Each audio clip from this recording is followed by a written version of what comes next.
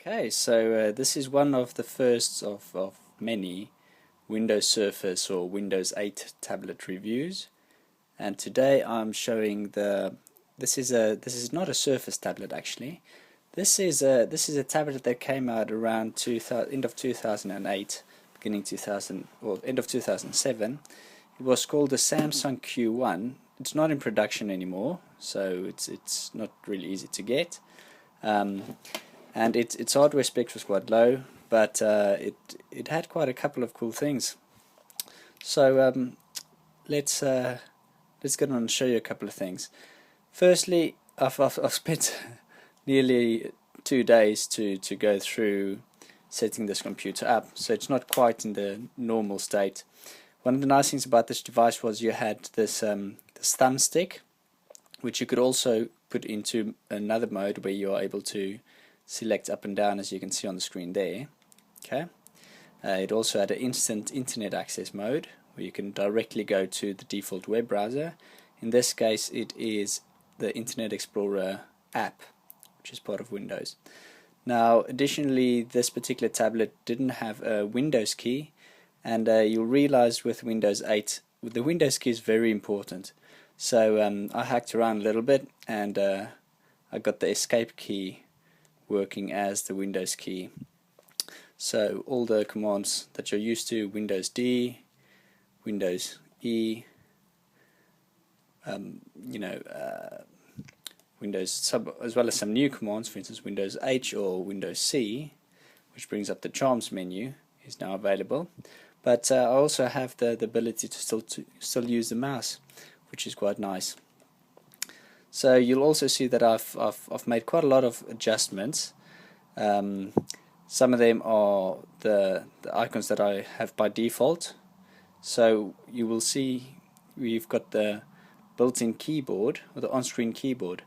The problem with this on-screen keyboard is, again, it also doesn't have a Windows key, strangely enough, but it's got these yeah, the emotion keys emoji, but I don't really use those. So but luckily it's got a number pad and some of the other keys. But it would have been much nicer if instead of these emoji keys rather had F1 to F12, because there's still software that requires that. So so yeah, those are some of the changes that I made. You can also see that I have this all apps on my desktop, which will bring me to all the apps that are installed, which is quite nice. I also have a on-screen start, so that I can go back directly to start. Now that I've got the escape working, it's not that important anymore. I also have a run, so I can instantly go to run. You will see another benefit is that my mouse pointer jumps directly to the default box. Also, another very cool key that is introduced is Windows X, which is for power users, and it brings you here, so you've got your run, search, Windows Explorer control panel. This is a quick way to get your. So we can have a quick look at computer management. As you can see, underneath Windows 8 it still feels very much Windows 7. I've changed the text font so it's bigger and easier to see on a tablet. Now one thing that I do advise as well, or what you might want to do, is if you're going to be using the desktop often, what you could do is you could change the setting here. By the way, you cannot drag it anymore, you have to change it here, and you can set this to be on the left, on the right, and after you do that, one of the benefits is you clean up quite a lot of space, but it's also easier to get to your specific shortcuts that you made right there. Much easier. Yeah. So and let's show the desktop again.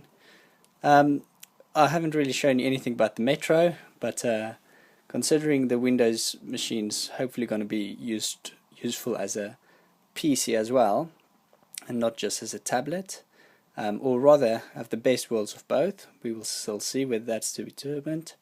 But yeah, that was a quick review. If you enjoyed the video, subscribe at the bottom. If you've got any comments or any questions, just ask away at the bottom, and I'll see you in the next video. Thanks. Bye. Oh, we could close this down. Let me log out. I'll lock the screen. Okay.